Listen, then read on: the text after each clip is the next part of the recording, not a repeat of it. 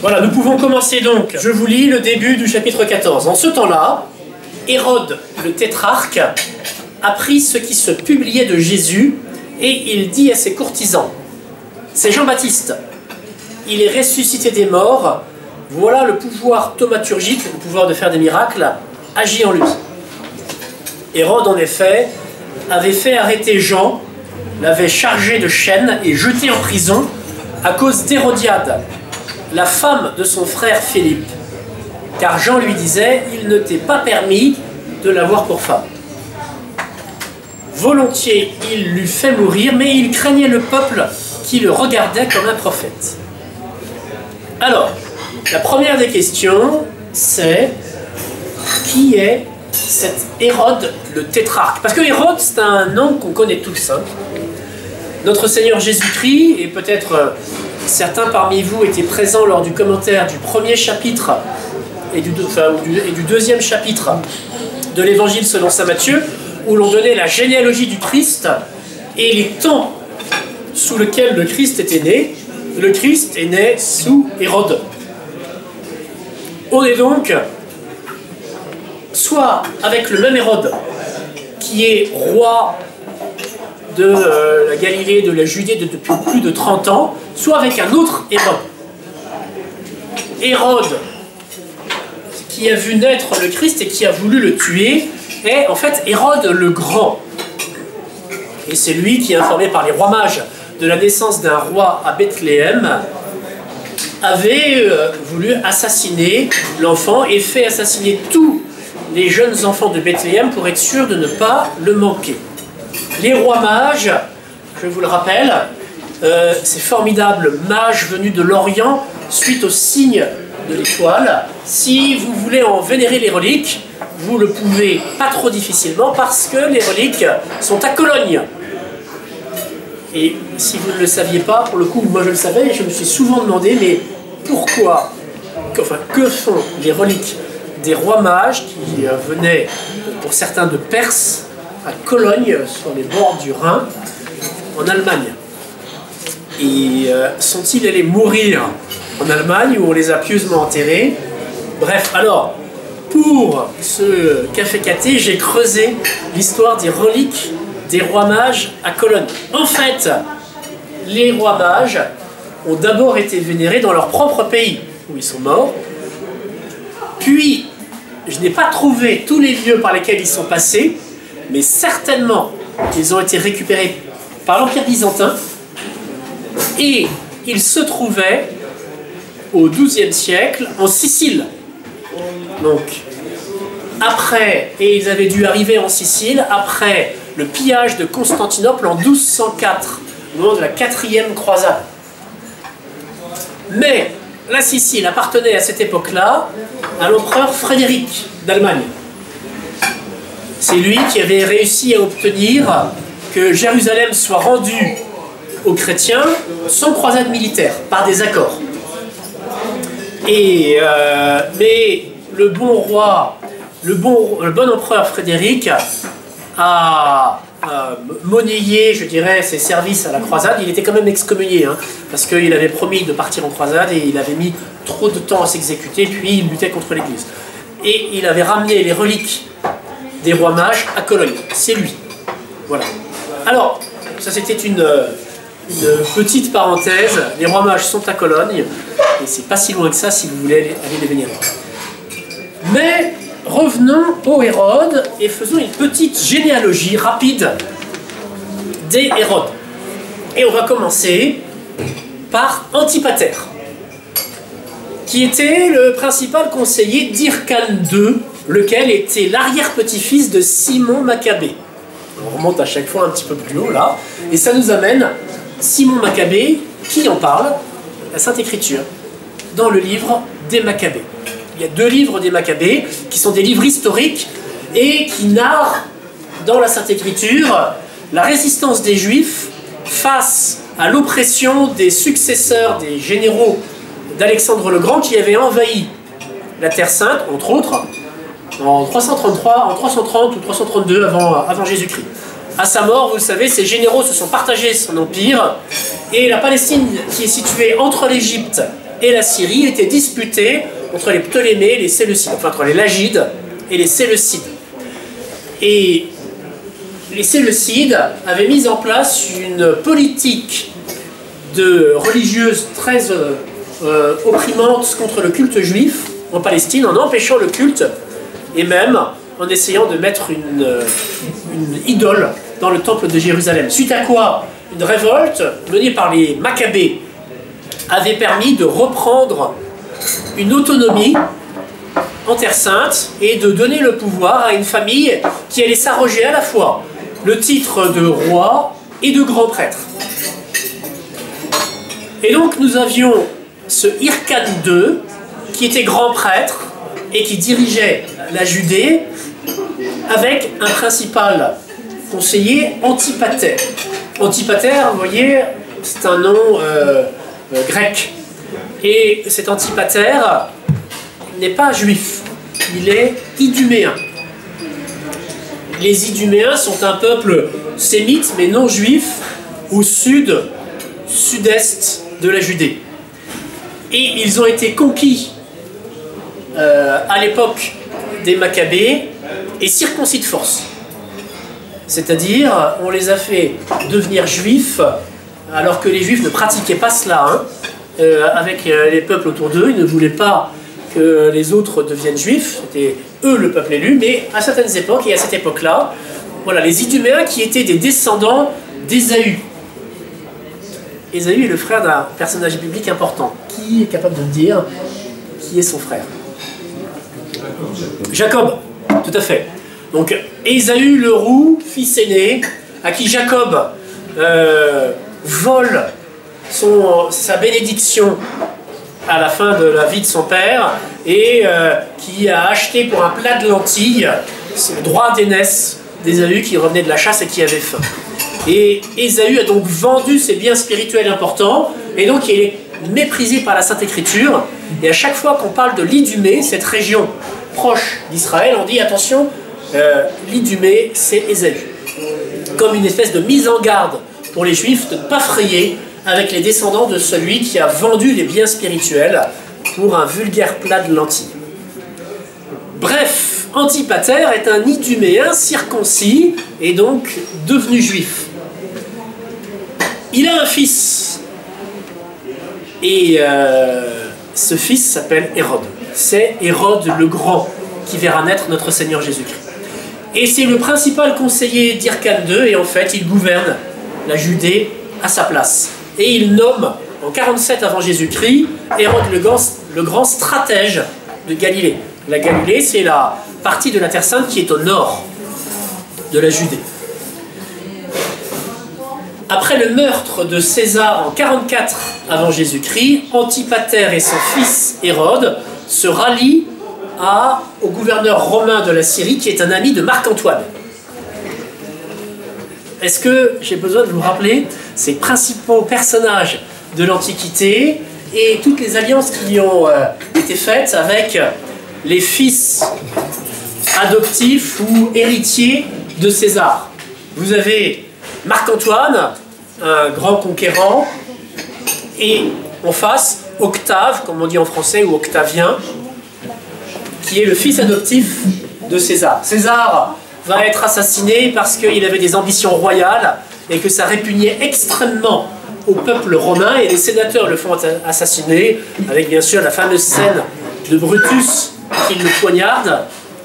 Mais suite à cela, ceux qui sont ses héritiers vont se battre contre les assassins de César pour se partager l'Empire, Octave et Marc-Antoine, et finir, bon, je la fais rapide là, parce qu'il y a un certain nombre d'épisodes, vous savez, Marc-Antoine va en Égypte, tombe amoureux de Cléopâtre VII, la magnifique Cléopâtre, qui avait déjà été la maîtresse de César, de qui elle avait un fils, mais qui va devenir aussi la maîtresse de Marc-Antoine, de qui elle va avoir deux enfants. Et Marc-Antoine et Cléopâtre sont battus à la bataille d'Actium. Et Marc-Antoine, en revenant en Égypte, va finir par se suicider. Ça a un impact, parce que Marc-Antoine avait des alliés dans la région proche de l'Égypte. l'Égypte appartenait en fait à sa maîtresse, Cléopâtre, et laquelle avait toujours réclamé à Marc-Antoine de pouvoir arrondir son royaume en récupérant les monarchies proches, dont la Judée. Marc-Antoine ne l'avait pas fait. Pourquoi? Parce que Hérode le Grand le servait et lui apportait une alliance et une amitié forte. Et il avait été nommé roi de Judée par le Sénat romain, avec l'accord à la fois de Marc-Antoine et de Octave, au moment où les Parthes avaient franchi leurs frontières et envahi une partie des royaumes, dont la Judée.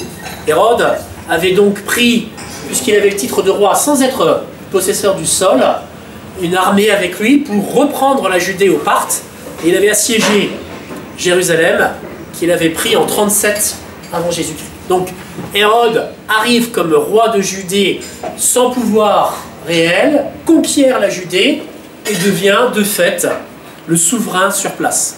Il s'était marié avec Mariam, la petite fille d'Hyrcane II, donc, qui était le grand prêtre et le roi que servait son père Antipater. Et là, si vous pensez à des séries mondialement connues avec des alliances matrimoniales ou à des histoires qui se sont déroulées au XVe siècle dans le bon royaume de la perfide Albion, etc., et bien vous avez parfaitement le droit, parce qu'on voit une chose qui se répète au cours des siècles: un usurpateur du pouvoir légitime finit toujours, pour se faire légitimer, par faire des alliances matrimoniales avec ses prédécesseurs. On connaît ça aussi en France, où nous avons eu aussi notre usurpateur. Glorieux, mais usurpateur du trône, qui a voulu faire des alliances matrimoniales avec la famille d'Habsbourg-Lorraine. Alors, Hérode devient roi, et puis il y a cet épisode que je vous narre parce qu'il est quand même intéressant, il nous dit quelque chose de la personnalité d'Hérode. Marc-Antoine finit par se suicider, quasiment en même temps que Cléopâtre, hein, vous connaissez l'épisode. Elle a fait semblant de prendre un poison, et lui, la croyant morte, se suicide, mais en fait elle n'était pas morte. Mais elle espère pouvoir reprendre sur Octave, le futur Auguste, un pouvoir par sa séduction, mais ça ne marche pas. Elle commençait à vieillir un peu, hein. Et Octave avait 19 ans. Le conquérant du monde avait 19 ans. On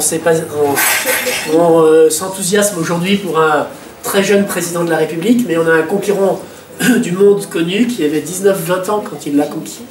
Et donc il ne succombe pas au charme de la quadragénaire Cléopâtre, qui finit donc par se suicider puisqu'elle ne réussit pas à le mettre dans sa poche. Et à ce moment-là, Hérode, qui avait misé sur le mauvais cheval, puisque c'était un allié de Marc-Antoine, est en difficulté. Comment va-t-il garder le pouvoir? Eh bien, il s'embarque pour Rhodes pour rejoindre Octave et se présenter devant lui, alors qu'il faisait partie du cercle de ses ennemis. Et au lieu de s'excuser de sa collaboration avec Marc-Antoine, il s'avance sans crainte et sans excuse. Et il dit la chose suivante, c'est rapporté par Flavius Joseph. Il avait fait tout ce qu'il pouvait pour aider Antoine, mais qu'il était trop occupé avec une guerre contre les Arabes pour pouvoir joindre ses armées aux siennes. Il n'avait pas lutté contre Octave. J'ai même donné à Antoine le conseil de tuer Cléopâtre pour s'emparer de son royaume. Bon, et c'était vrai, parce que Cléopâtre lorgnait le royaume des Romains. Ce qui lui aurait donné le moyen de faire avec vous une paix avantageuse. D'ailleurs, rien ne m'empêchera de confesser hautement combien grande était ma passion pour Antoine, ses intérêts et sa personne. C'est ce fidèle ami qui vous demande de considérer jusqu'où peut aller ma reconnaissance pour mes bienfaiteurs. Si vous voulez bien me mettre à l'épreuve, il n'y aura qu'à changer les noms, et l'on verra toujours une semblable amitié entre vous et moi, digne des mêmes louanges. C'est audacieux, hein? C'est très audacieux, et ça marche. Hérode change le nom et devient le meilleur ami d'Octave Auguste, après avoir été celui de Marc-Antoine. Et donc est maintenu sur son trône. Et est donc marié à la petite fille du dernier souverain légitime de Judée. Mais cet homme-là, comme tous les grands qui veulent garder leur trône, doivent craindre les périls. Craintes qui finissent souvent par sombrer dans de la paranoïa, pardon. Et il fait tuer tous les membres, les derniers membres des familles asmonéennes, donc de cette famille royale, Birkan II. Y compris sa propre femme. Bon, alors, vous allez me dire, il en avait 10. Cependant, il y en avait une qu'il aimait passionnellement et follement, c'était celle-là. C'est Salomé, la sœur d'Hérode, qui avait accusé sa belle-sœur d'infidélité auprès de son mari. Infidélité fausse. Et donc Hérode, fou de jalousie, avec une folie proche de la passion avec laquelle il aimait sa femme, l'a fait tuer. Et sa belle-mère, Alexandra. Bon. Et 2 de ses fils qu'il avait eus avec Mariam. Oui, alors, et on ne va pas faire les « et » parce que sinon ça serait beaucoup trop long. Ça serait très très long. Hérode a fait assassiner un très grand nombre de personnes. Oui, c'est lui qui a fait tuer tous les premiers-nés de Bethléem, bien sûr. C'est lui qui avait préparé, au moment où il allait mourir, il est mort dévoré par les vers, avec une hydrophysie générale. Il souffrait terriblement. Et pour être sûr d'être pleuré par son peuple, il avait fait réunir tous les notables de Judée dans un cirque et donner l'ordre à sa troupe, dès l'annonce de sa mort, de les égorger tous. Pour être sûr que les gens pleurent le jour de sa mort. Et le chef de sa garde a empêché le meurtre de tous les notables, se disant qu'il avait peut-être un intérêt à obtenir par la suite. Alors, pour terminer, Hérode fut un très grand... C'est un roi magnifique, c'est-à-dire qu'il fit preuve de cette vertu de magnificence et il dépensa les fortunes qu'il avait au profit du peuple qu'il gouvernait. Il fit des très très grands travaux, et pas simplement en Judée, mais aussi dans d'autres royaumes et chez les Romains. Et c'est lui qui assura la reconstruction du temple que notre Seigneur a connu, qui a été reconstruit d'une façon massive, magnifique, énorme, dont il avait commencé les travaux en 20 avant Jésus-Christ. Il y avait 10 000 ouvriers qui travaillaient tous les jours sur ce chantier. Hérode le Grand est mort vers 4 ou 3 avant Jésus-Christ.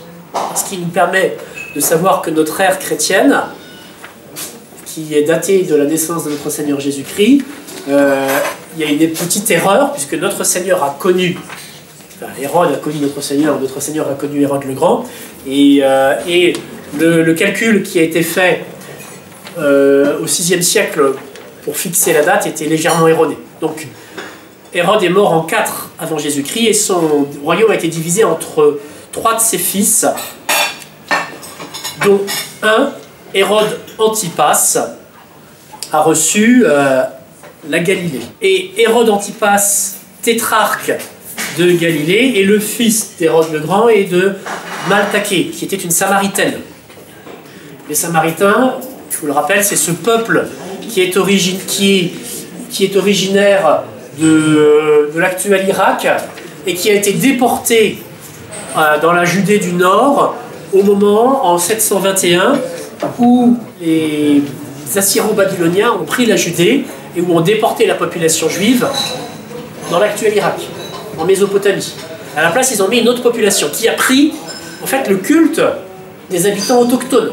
Parce que, comme on le sait dans l'Antiquité, il faut adorer le Dieu du pays dans lequel on est. Parce qu'il est très puissant dans ce pays-là, sinon on ne l'adorerait pas. Mais ailleurs, il a moins de pouvoir. Bon, donc, les païens qui ont été mis en Samarie ont adoré le Dieu de ceux qui étaient là avant eux. Le vrai Dieu. Mais, avec quelques différences. Et les Samaritains, déjà, avant même qu'ils ne soient déportés, n'allaient plus à Jérusalem pour adorer au temple, pour les grandes fêtes. Et ils avaient bâti sur le mont Garitzim un deuxième temple, un faux temple, en quelque sorte. Et donc les Samaritains vont continuer à prier sur le mont Garitzim. Ils le font encore. Il existe une minorité en Judée actuellement, forte de peut-être 1000 membres, qui sont les descendants de ces Samaritains, et qui fêtent la Pâque sur le mont Garitzim. Et donc, ils font cuire les agneaux, dans des trous sur le mont Garizim où ils le mangent. Ça attire une foule de journalistes plus nombreuses que les Samaritains eux-mêmes pour prendre des photos parce qu'ils sont habillés de façon traditionnelle, etc. C'est très typique. Et voilà. Et donc, Hérode, qui lui-même est descendant d'un Iduméen, parmi ses femmes, alors il y avait des vraies juives, comme Mariam, mais il y avait une Samaritaine. Et donc Hérode Antipas est le fils d'une Samaritaine, et lui-même, et c'est de lui dont il est question ici, va épouser la fille du roi Arétas IV de Pétra, un arabe nabatéen. Vous connaissez la magnifique cité de Pétra en Jordanie, superbe, bâtie dans les roches. Si jamais vous passez là-bas, allez voir, c'est sublime. Alors je ne me souviens plus quel est le film qui se passe là. Enfin, il y en a plein des films qui se passent là-bas. Comment? Indiana Jones. Indiana Jones, c'est ça, il y avait un des Indiana Jones qui se passe là-bas. Et donc c'est cette dynastie nabatéenne qui a bâti cette belle cité de Pétra. Et alors, c'est terrible, hein, parce que pour l'histoire, je ne peux pas vous dire le prénom de cette femme arabe, parce que ni la Sainte Écriture, ni les historiens ne l'ont immortalisé.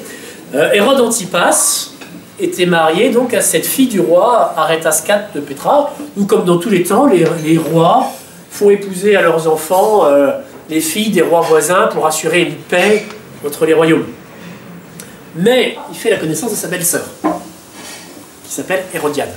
Et elle n'est pas simplement sa belle-sœur, elle est aussi sa nièce, parce qu'elle est la fille de son frère Aristobule IV, qu'il a eu avec Bérénice, la fille de Salomé Ier, celle qui a provoqué la mort de Mariam, souvenez-vous, et qui était donc, sœur d'Hérode le Grand. Donc, Bérénice, la femme d'Aristobule IV, était déjà sa cousine germaine. Ça se complique, hein. Et donc, la fille de sa cousine Bérénice est donc cousine issue de Germain, avec un petit décalage de génération, en plus d'être nièce. Voilà. Beaucoup de consanguinité dans cette famille. Et ça ne s'arrange pas du tout avec les générations. Parce que génération après génération, ils en rajoutent. On a l'impression d'une espèce de malédiction, mais c'est vraiment le cas, hein, une espèce de malédiction familiale, où ils se font du mal, ils s'assassinent les uns les autres et ils se marient entre eux. Et Hérodiade et Philippe ont eu une fille qui s'appelle Salomé. On pourrait nommer Salomé II si l'on veut, donc on va arrêter simplement nommer Salomé. Je termine juste cette espèce de généalogie hérodienne avant de revenir au texte par Hérode Agrippa Ier, qui est le fils d'Aristobule IV, dont on vient de parler là, et qui devient roi de 37 à 44, et qui fait décapiter Saint Jacques le Majeur, le frère de Saint Jean. Et qui fait emprisonner Saint Pierre. Il a vu que ça plaisait aux Juifs. Il fait emprisonner Saint Pierre en se disant, bah, ça leur fait plaisir, ça me coûte pas cher, je vais faire la même chose avec Saint Pierre, avec leur chef. Mais ça n'a pas marché parce que notre Seigneur voulait bien que Jacques meure décapité, mais il avait d'autres plans pour Saint Pierre. Il envoie un ange qui va délivrer Saint Pierre qui dormait tout au fond d'un cachot, enchaîné à 4 militaires, et d'un seul coup, voilà, les chaînes tombent, la porte de fer, le texte parle bien de porte de fer, c'est intéressant parce que c'est une matière précieuse, hein, donc on ne fait pas beaucoup de portes en fer à l'époque, pour une raison, oui. La porte de fer s'ouvre toute seule, et lui-même, Saint-Pierre, sort dans la rue, et il avait l'impression d'être dans un rêve, et là il se rend compte que c'est un ange de Dieu qui l'a délivré, que c'est Dieu qui a voulu qu'il soit livré. Là, pendant ce temps-là, la communauté chrétienne raconte les actes des apôtres, étaient en train de prier pour lui. Donc la prière a eu son effet. Et Hérode Agrippa I ne peut donc pas tuer Saint-Pierre. Et Hérode Agrippa I a un fils, Hérode Agrippa II, qui va assister au jugement de Saint Paul à Césarée, une des villes construites par son grand-père Hérode le Grand. Là où Saint Paul avait été arrêté est mené devant un consul romain, et au moment d'être jugé, donc il avait vu Hérode Agrippa II et Bérénice. Alors j'arrête de vous donner les liens de famille, parce que sinon vous allez être complètement perdus, mais j'en ai encore plein. Parce que attendez, non, je ne veux pas me tromper, oui, c'était sa sœur, c'est encore pire que tout. Mais voilà, c'était sa sœur. Et Saint Paul fait appel à César, c'est pour ça qu'il est envoyé à Rome, où il va aller suivre sa première captivité. Ce qui va lui permettre de connaître des Romains à qui ensuite il écrira. Et ce qui lui permettra le dimanche d'entendre à la messe les épîtres aux Romains. Grâce à qui? Grâce à l'appel que saint Paul a fait, mais avec un lien avec Hérode Agrippa II. Donc nous y revenons enfin à notre texte après avoir vu la généalogie des Hérodes. Cet Hérode-là, donc, n'est pas Hérode le Grand. Jean lui disait, il ne t'est pas permis de l'avoir pour femme. En effet, c'était la femme de son frère et sa nièce. Volontiers, il lui fait mourir, mais il craignait le peuple, qui le regardait comme un prophète. Oui, vous vous souvenez que Saint Jean-Baptiste, des foules venaient le voir sur le Jourdain, à Béthanie, pour se faire baptiser. Tout le monde venait l'écouter, même les pharisiens et même les militaires. Donc vraiment tout le monde. Et donc, les gens aimaient Saint Jean-Baptiste, ils craignaient sa parole terriblement exigeante, mais ils l'aimaient parce qu'ils le voyaient comme un envoyé de Dieu, ce qu'il était. Et donc, tout roi, même absolu qui puisse être, doit tenir compte de l'opinion publique. Hein. Ça existe dans tous les régimes. Et donc on ne tue pas une personne qui est populaire. Ça fait assez mauvais genre. Or, au jour anniversaire de la naissance d'Hérode, la fille d'Hérodiade, Salomé II, mais dont on ne cite pas le nom dans la Sainte Écriture, hein, c'est Flavius Joseph qui nous apprend son prénom. La fille d'Hérodiade dansa devant les convives et plut à Hérode, qui promit avec serment de lui donner ce qu'elle demanderait. Elle, à l'instigation de sa mère, « Donne-moi, dit-elle, ici, sur un plateau, la tête de Jean-Baptiste. » Ah. Alors, ici, quel est cet ici? Eh bien, nous avons des témoignages sur le lieu de la mort de Jean-Baptiste, et là c'est encore Flavius Joseph qui nous renseigne, c'est à Macéronte, une des grandes forteresses construites par Hérode le Grand. Pourquoi cette demande, non pas de Salomé, elle demande conseil à sa mère, mais d'Hérodiade? Alors, Hérodiade est actuellement mariée, du mariage pour tous, on va pouvoir dire, pour dire, si vous me permettez l'expression, avec Hérode. Et avant, son époux, Philippe, était un des fils du précédent roi, mais n'avait aucune propriété territoriale et pas de fortune. Là, elle était mariée au tétrarque de Galilée, qui était très riche. Et Jean-Baptiste disait à ce tétrarque, tu ne peux pas avoir cette femme pour épouse. Donc, si le roi écoutait Jean-Baptiste, il allait renvoyer Hérodiade à son mari légitime, et elle, perdre son statut de femme du tétrarque, de princesse, on va dire, ou de reine. Et sa fortune. Terrible. Et en même temps, la chose est difficile parce que Hérode avait fait emprisonner Jean-Baptiste à cause de ce qu'il disait. Donc, parce qu'on n'attaque pas impunément cependant le pouvoir en sapant d'une certaine façon la force d'un pouvoir, même d'une façon uniquement morale, en disant le roi est adultère. Imaginez aujourd'hui qu'un politicien dans l'opposition dise « Ah oui, mais notre président de la République, il est adultère parce que sa femme, elle était déjà mariée. Donc ne votez pas pour lui. » C'est pas un élément électoral ou un argumentaire qui frappe beaucoup. Mais cependant, à cette époque-là, sans doute un peu plus. Et donc, on ne sape pas le pouvoir d'un puissant sans que ce puissant finisse par réagir. Hérode avait fait emprisonner Jean-Baptiste, mais, et c'est là où c'est un petit peu particulier, Hérode, c'est saint Marc qui nous dit, Hérode craignait Jean-Baptiste, le sachant homme juste et saint, et après l'avoir entendu, une fois qu'il l'avait arrêté, il allait parler avec lui, soit dans son cachot, soit en le faisant monter dans la salle du palais. Et après l'avoir entendu, il était fort perplexe, et l'écoutait volontiers. Intéressant. Et là où on voit la force d'hommes comme Solzhenitsyn, par qui la vérité fait choir, il y a d'autres causes bien sûr, mais un empire maléfique immensément grand et puissant. La vérité est une arme de destruction massive. Et même Hérode tombe sous l'emprise de cette influence de la vérité. Saint Jean-Baptiste, et il ne devait surtout pas être habitué à ça, lui disait des choses vraies, sans égard à son statut de tétrarque. Alors que les gens autour de lui, ses courtisans, ne devaient certainement pas tenir le même type de discours. Et inévitablement, alors, bon, la plupart d'entre nous, nous n'avons pas de courtisans autour de nous à nous dire « Oh, comme vous êtes beau ce matin, comme vous êtes bien coiffé, comme votre décision est juste, etc. » Mais si quelqu'un le faisait, je pense qu'au début, on regarderait d'une façon très étrange, mais à force, il y a un vrai risque, hein, c'est de s'y habituer, de trouver ça normal, et de faire comme Louis de Funès dans La Folie des Grandeurs, comment s'appelle-t-il déjà? Aidez-moi là. Dossariste.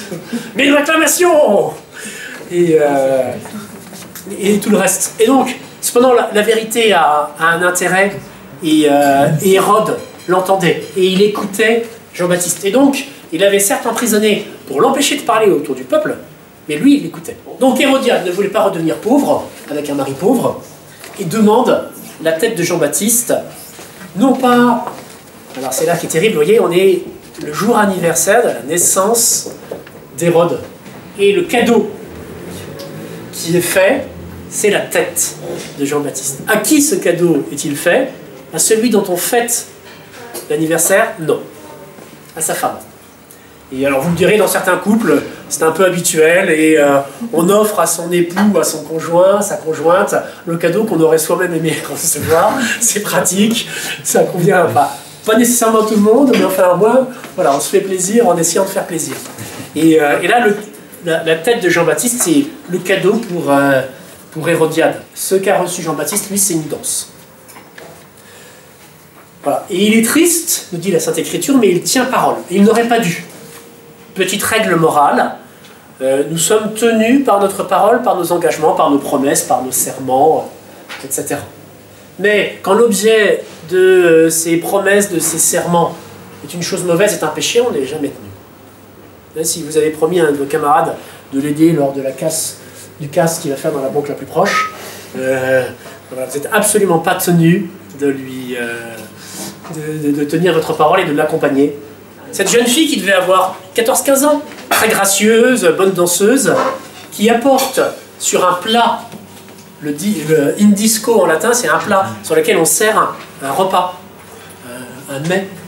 Donc elle apporte sur un plat comme si c'était un aliment, la tête de Jean-Baptiste qui doit dégouliner de sang. Et elle le donne à sa mère, qui jubile. Et Saint Jérôme nous raconte que dans sa joie, Hérodiade prend une épingle et transperce la langue de Jean-Baptiste. Cette langue qui avait dit à son faux mari de la renvoyer chez son vrai mari.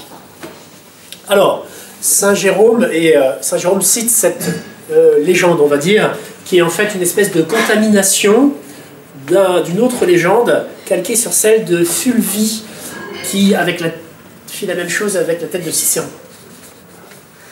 lequel avait médit d'elle.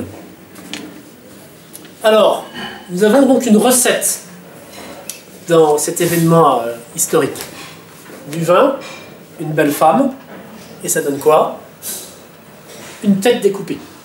Et bon, je mets en garde un certain nombre d'entre vous contre l'association des deux pour éviter les résultats un peu catastrophiques.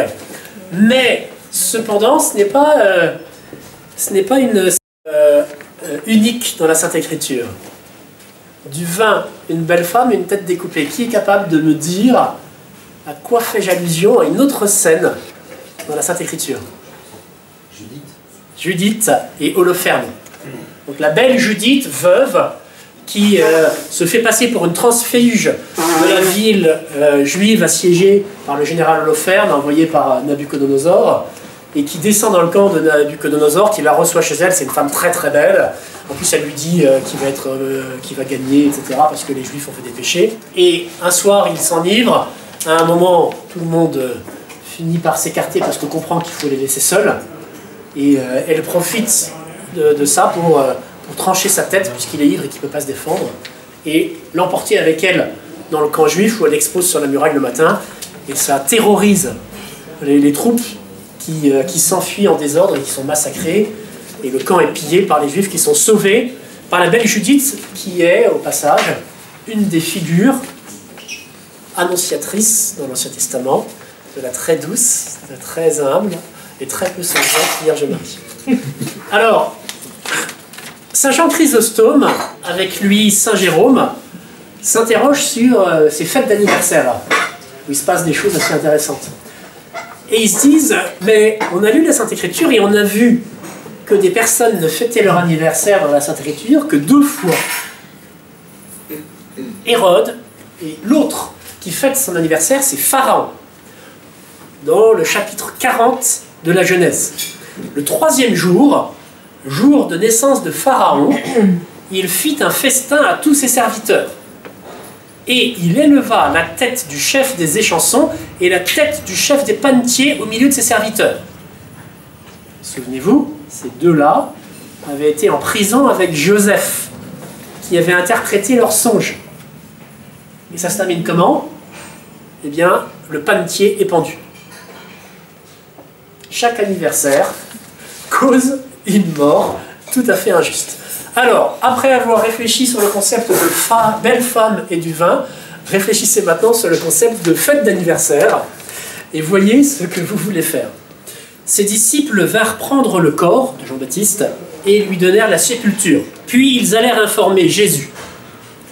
Jésus, l'ayant appris, partit de là dans une barque vers un endroit désert à l'écart. Alors, pourquoi les disciples de Jean-Baptiste viennent prévenir Jésus?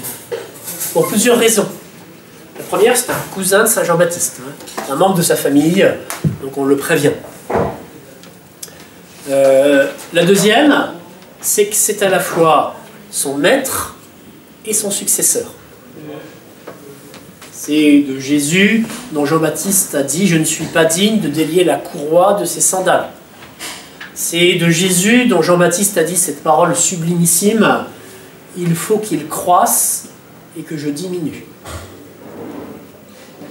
Et c'est son successeur parce que Jean-Baptiste, alors qu'il était en prison, avait envoyé de ses apôtres, de ses disciples à Jésus pour lui dire « Es-tu celui qui doit venir ou devons-nous en attendre un autre ?» Et non pas parce qu'il se posait des questions sur la messianité de Jésus, mais pour que Jésus dise aux apôtres de Jean-Baptiste qu'il était le Messie, le Fils de Dieu. Et Jésus, là, citant Isaïe, montra tout ce que Isaïe prophétisait. Il avait rendu la vue aux aveugles, fait marcher les boiteux, etc., etc. Et donc, les disciples de Jean-Baptiste peuvent quitter Jean-Baptiste pour aller à Jésus. C'est ce que firent un certain nombre d'entre eux. Jean-Baptiste a été donc enseveli par ses apôtres. Où ça? Alors historiquement, on n'a pas de réponse très certaine. La tradition, qui n'est pas toujours basée, comme vous le savez, sur un fondement historique fort, nous indique plusieurs lieux. Tout d'abord, la grande mosquée de Damas, la mosquée des Omeyyades, qui était d'abord une basilique byzantine.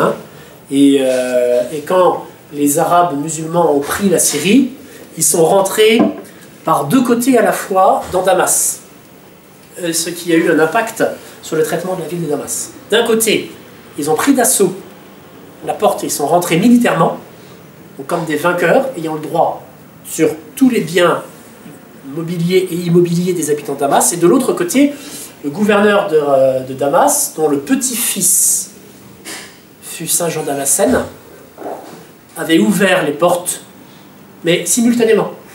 Et donc une moitié de Damas était régie par le droit de prise de guerre, et l'autre par un traité. Et la basilique et les églises furent d'abord respectées, puis furent la plupart toutes converties en mosquées. Donc la basilique où était enterrée la tête de Saint Jean-Baptiste fut transformée en mosquée en 705. Donc on est la chute de Damas, si je ne me trompe, c'est en 636. Rapidement, hein, dans l'histoire de la conquête islamique. Mais donc ils ont attendu presque 70 ans. Et à l'emplacement de la basilique, ils ont construit une très très grande, c'est une immense mosquée. Si jamais vous allez en Syrie, je vous y invite, dans le cadre par exemple de l'excellente association SOS Chrétiens d'Orient, allez visiter la mosquée des Omeyyades. Les musulmans ont conservé tel quel le petit édifice dans lequel se trouverait la tête de Saint Jean-Baptiste. Donc là, c'est un des lieux où l'on signale un culte ancien, hein, très ancien, des reliques de Saint Jean-Baptiste. Ensuite, on conserve à Amiens, dans un très beau reliquaire, une partie de la tête, mais la face avant de la tête de Saint Jean-Baptiste. Alors, est-ce la partie qui complète celle de Damas? C'est difficile à dire. Hein. On aura une réponse quand on sera au ciel.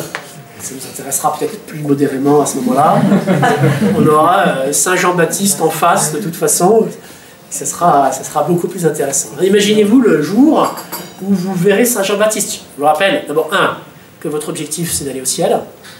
2, que lorsque vous serez au ciel, votre acte premier essentiel, ce sera d'adorer Dieu, mais de voir toutes belles et bonnes choses en Dieu, et ensuite de vivre dans une société, qui est l'Église triomphante, qui est donc une société d'hommes et d'anges, mais il y aura des hommes, et où vous aurez un contact avec ces hommes, et vous serez d'autant plus proche des hommes qui sont au ciel que vous les aurez aimés.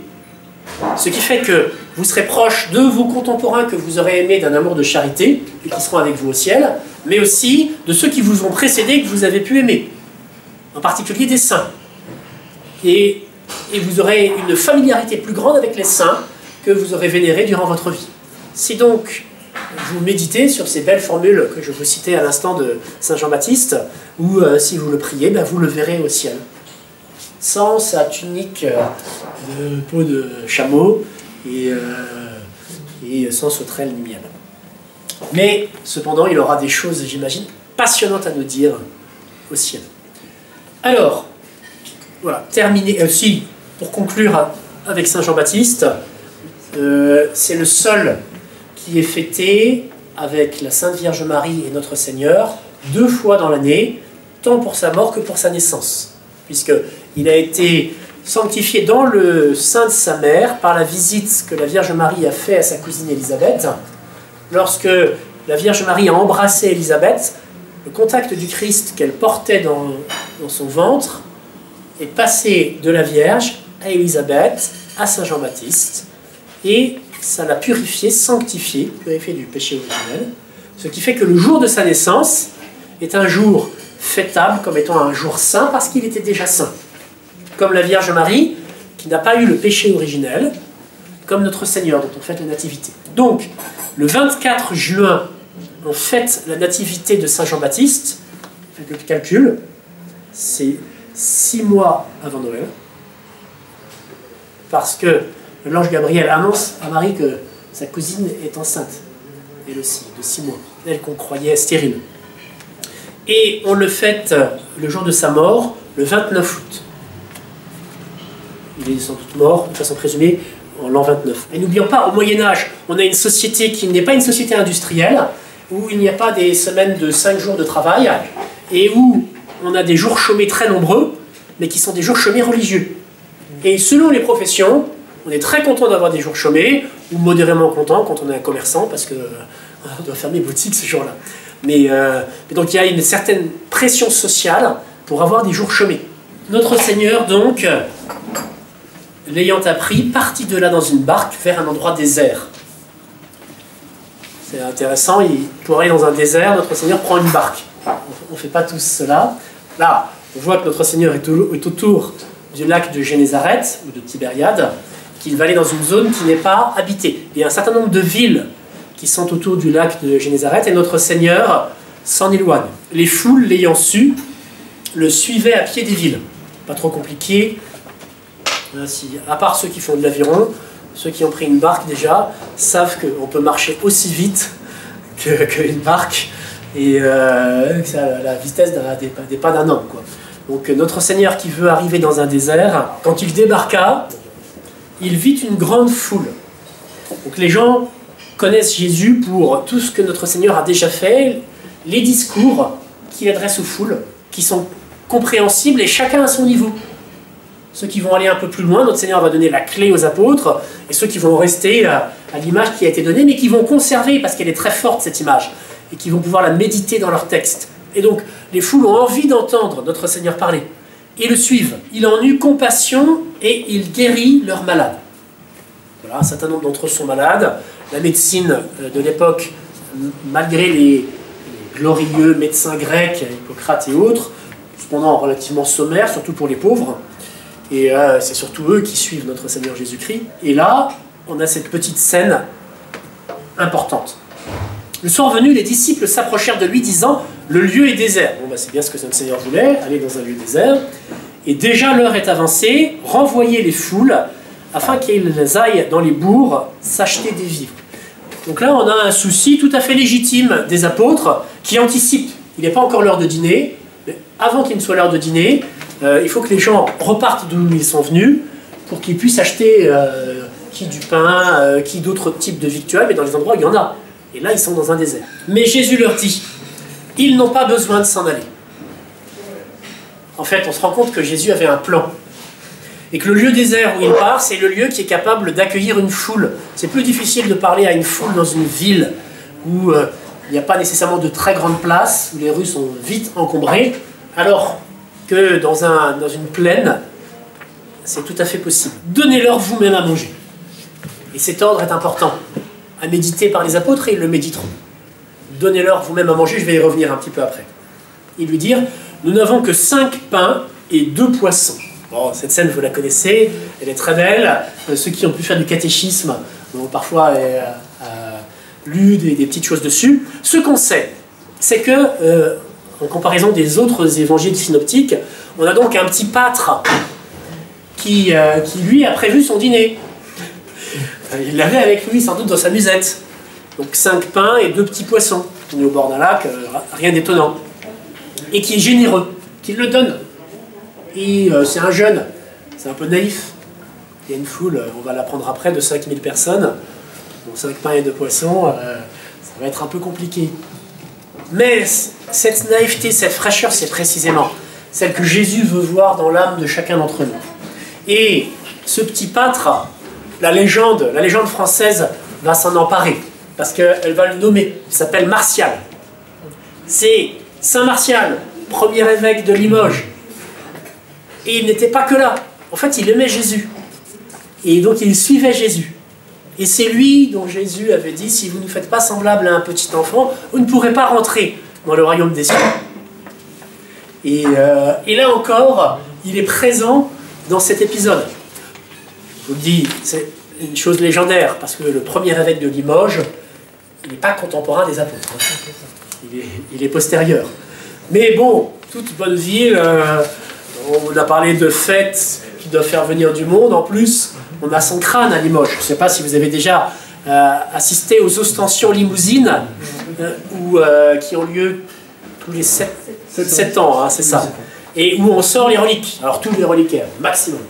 Et c'est magnifique, c'est superbe, parce que la relique principale, c'est celle du crâne de Saint Martial. Et que l'évêque, avec ses confrères évêques qui viennent assister, sort de son reliquaire, brandit, pour le montrer à tout le monde, et embrasse, avant de le passer à son voisin, qui lui-même le vénère en l'embrassant. On est vraiment dans cette conservation d'un culte, qu'on peut dire barbare, mais où on ne s'encombre pas de façon hygiénique de vénérer les saints au travers d'une vitre qu'on nettoie chaque fois. Si vous allez vénérer, et vous aurez raison de le faire, le vendredi saint, la Sainte Croix, normalement, vous avez des petits servants de messe qui sont là, avec un manuterge, et chaque fois que vous avez baisé la croix, ils essuient tranquillement l'emplacement de vos lèvres pour que celui d'après ne soit pas dégoûté. Bien, bah là, je peux vous dire, les évêques n'essuient pas le crâne de Saint Martial, ils l'embrassent à pleine bouche et ils le passent à leur suivant. C'est magnifique, c'est enthousiasmant. Ce miracle prépare les foules d'une façon très intentionnelle de notre Seigneur, hein, il ne subit pas, c'est lui qui organise les événements. Il prépare les foules à l'institution de la Sainte Eucharistie. Un pain qui va nourrir substantiellement, et même super substantiellement, pour reprendre une traduction littérale du latin du Notre Père, les foules, il est annonciateur de la Sainte Eucharistie. Avec le second miracle de multiplication des pains qui est relaté par Saint Jean dans le chapitre 6 de l'Évangile de notre Seigneur, dans lequel là, notre Seigneur ne va plus s'ennuyer à rester uniquement au domaine des images, mais va dire les choses clairement. Mon corps est une vraie nourriture et mon sang est un vrai breuvage. Qui mange mon corps et boit mon sang a la vie éternelle. Donc ça c'est clair. Il y a un certain nombre de juifs qui l'entendent sont horrifiés et s'enfuient. Non pas simplement à cause d'un aspect peut-être de cannibalisme, mais aussi parce que la culture juive est farouchement opposée à tout contact avec le sang humain, parce qu'il est source d'impureté. Et là, précisément, le sang de notre Seigneur Jésus-Christ est source de pureté et de purification profonde pour ceux qui le reçoivent. Sur tous ces signes qui nous ramènent à la Sainte Eucharistie, on en voit plusieurs ici. D'abord, la multiplication des pains. Ensuite, exactement les actes de notre Seigneur qui sont repris dans le canon romain. Et donc, il n'y a pas simplement de lever les yeux au ciel, mais bénir et fractionner le pain. C'est ce que Jésus va faire. Ce que fait le prêtre au moment de la consécration. Il prit le pain, leva les yeux au ciel, remplit le pain, le bénit en disant, etc. Donc, c'est une reprise des gestes de notre Seigneur que notre Seigneur va répéter et qui vont le faire reconnaître par les disciples d'Emmaüs qui ne reconnaissent pas son visage dans son corps glorieux après la résurrection. Par contre, ils reconnaissent son geste parce qu'ils étaient très probablement là à ces moments-là des miracles et qu'ils ont vu les choses. Et que le prêtre qui agit au cours de la messe, une personne à Christi, comme le Christ, qui prête son corps au Christ, renouvelle à son tour. Donc une forte annonce de la Sainte Eucharistie. Pourquoi du pain, on l'a vu, et du poisson? Et là, il y a un symbole fort aussi, et qui n'est pas directement un symbole eucharistique, mais qui est un symbole ecclésiologique. Poisson en grec, ça se dit ictus. Et ça sera repris par les chrétiens comme un symbole caché de leur appartenance au Christ. Ictus, donc pour les lettres iota, chi, tau, upsilon, sigma, sont les initiales de Jesus Christus Theos Huios Soter, Jésus-Christ, Fils de Dieu, Sauveur. Et si vous gardez la première lettre, vous obtenez ce nom de poisson. Et c'est par le signe du poisson que les chrétiens se reconnaîtront les uns les autres. Signe de l'Église. Jésus dit aux apôtres, donnez-leur vous-même. Et donc c'est un ordre, il répète l'ordre aux apôtres de nourrir avec ce pain les foules qui sont là. Ça va être aux apôtres de donner le pain eucharistier après la montée de notre Seigneur au ciel, après son ascension. Et Saint Jérôme commente, alors je reviens souvent sur Saint Jérôme, il a fait un petit commentaire rapide de l'évangile selon Saint Matthieu. Il se plaint à la personne qui lui avait demandé, parce qu'il n'avait que 15 jours. Personne n'avait débarqué à Bethléem où vivait Saint Jérôme, et il lui dit ça me ferait plaisir si vous faisiez un petit commentaire sur Saint Matthieu, je pars dans 15 jours. Et Saint Jérôme s'est plié à l'exercice et a fait un commentaire de l'évangile selon Saint Matthieu en 15 jours, donc il est court, rapide, mais qui dit des choses importantes. Alors, comment commente-t-il les nombres? 5, comme les 5 pains, comme les 5 livres du Pentateuque, qui sont les livres de la loi juive et qui symbolisent l'Ancien Testament, appelé aussi en hébreu la Torah. 2, comme les 2 testaments. Donc il y a une union de l'Ancien et du Nouveau Testament pour les 2 poissons. Notre Seigneur rompt les 5 pains comme les 5 livres de la loi. Il brise, d'une certaine façon un peu symbolique, la loi et les mystères qu'elle contenait cachés en elle pour les révéler. Il casse l'apparence pour faire voir ce qui est caché derrière. Et pour faire voir quoi? Ce qui est nourrissant dans ce qui était caché derrière. Parce que dans le Pentateuque et dans la loi juive, on voyait surtout des lois portant sur la nourriture et les sacrifices à rendre à Dieu. Et les sacrifices à rendre à Dieu, avec des sacrifices pacifiques de farine, de vin, oblation sans répandre le sang, mais aussi des animaux qui étaient tués, étaient des signes annonciateurs de l'unique sacrifice de Jésus sur la croix, qui allait mourir et verser son sang pour nous purifier. Il prit les 5 pains et les 2 poissons, leva les yeux au ciel, prononça la bénédiction, rompit les pains, les donna aux disciples, et les disciples les donnèrent aux foules. Tous mangèrent et furent rassasiés, et l'on emporta 12 corbeilles pleines de morceaux qui restaient. Là, on a donc 12 corbeilles, 12 couffins, un par apôtre. C'est pas pour rien. Alors 12, dans la Sainte Écriture, c'est le chiffre des hommes qui appartiennent à Dieu. Et des restes des miracles du Seigneur, les apôtres, chacun avec son panier rempli, vont pouvoir nourrir pendant toute leur vie les hommes qui rencontreront. Les miracles du Seigneur sont permanents, demeurent dans leurs effets. Et les apôtres vont nourrir avec ça.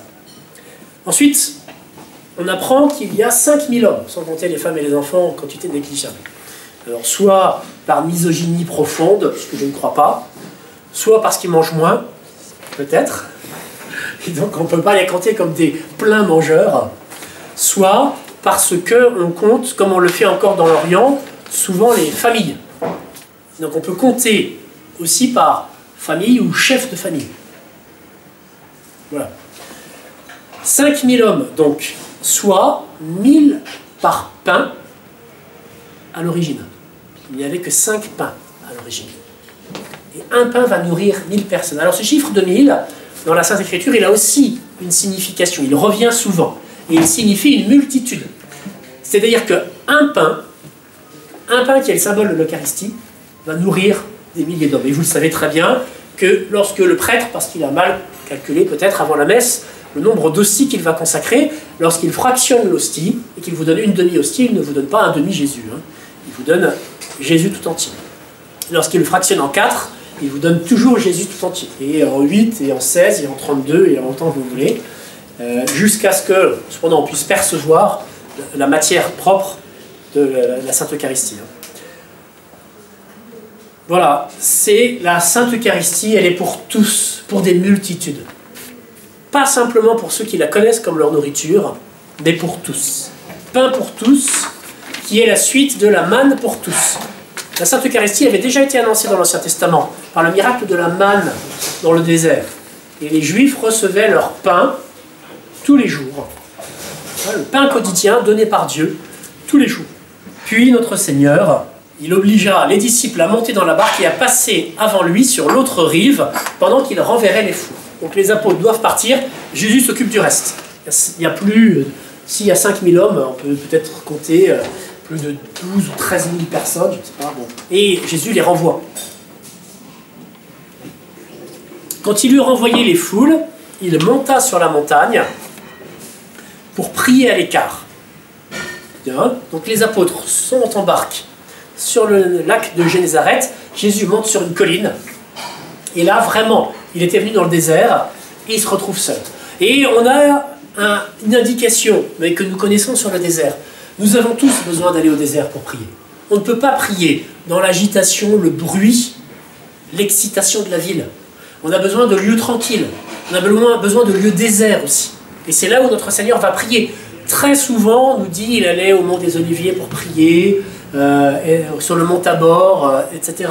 Jésus va dans la solitude pour prier. Et pas parce que lui, il a besoin du silence, mais pour nous montrer, parce que nous avons besoin du silence. Nous avons besoin de la solitude pour être face à face avec Dieu, pour l'entendre dans le silence, et pour être face à face, pour ne plus être distrait par tous ceux qui sont autour de nous. Jésus dit, quand tu veux prier, si tu n'as pas un désert à côté de chez toi, va dans ta chambre, ferme la porte, et là, dans le secret, prie ton Père. On a besoin de cette solitude et de ce silence pour pouvoir entendre la parole de Dieu qui va nous être annoncée. Et le désert sont des lieux propices à ce contact avec Dieu. Ce qui fait que, comme c'est peu étrange, les hommes des déserts, les déserts liquides, les déserts élevés et les déserts plats, à savoir les hommes de la mer, les hommes de la montagne, les hommes des déserts de sable, sont tous des hommes très religieux. Il n'y a pas beaucoup d'athées marins qui doivent subir des tempêtes, sans aucun moyen humain de réduire la tempête, et sans autre protection que la force de leur navire, mais que le soutien du ciel. Pas beaucoup d'hommes qui vivent dans la montagne où ils savent qu'ils vont subir des éléments parfois terribles, contre lesquels ils ne pourront rien, si ce n'est qu'en invoquant le Créateur de ces éléments. Et dans le désert, la même chose. Alors, pendant ce temps-là, le Christ prie. Mais les apôtres, la barque était déjà à plusieurs stades, un certain nombre, 400 mètres, un stade 400 mètres, à plusieurs stades de la terre, et car battu par les vagues, car le vent était contraire. À la 4e veille de la nuit, alors la 4e veille de la nuit, ça nous amène entre 3 et 6 heures du matin, donc à la fin de la nuit.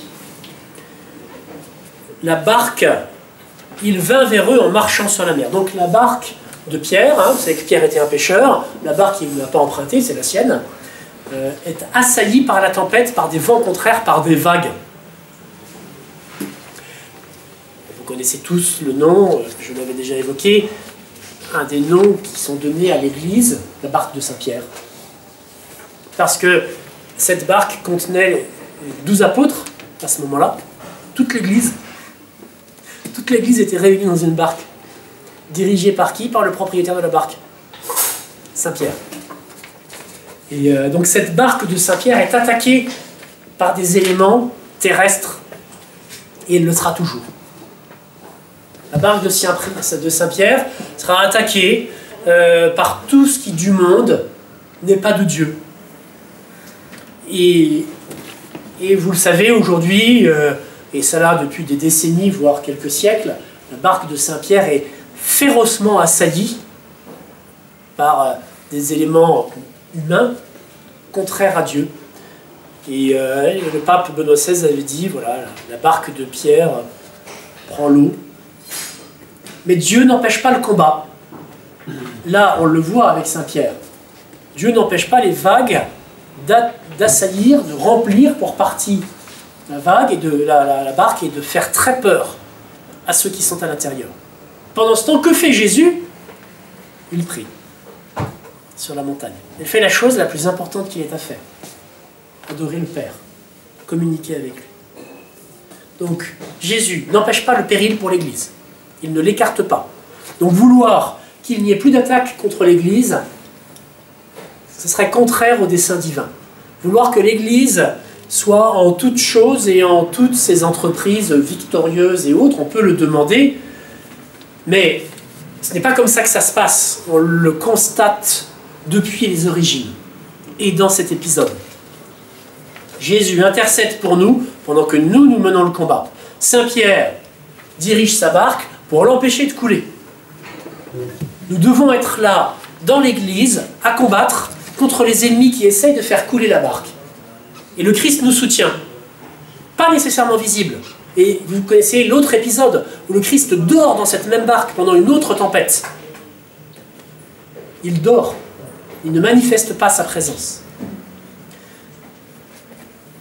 Et notre Seigneur vient à la rencontre de la barque de Saint-Pierre à la fin de la 4e veille, à la fin de la nuit.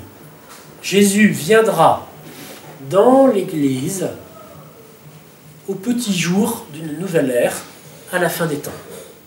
Jésus reviendra victorieusement pour détruire tous ses ennemis uniquement à la fin des temps. Et d'ici là, pour nous, c'est ténèbres, combat, péril.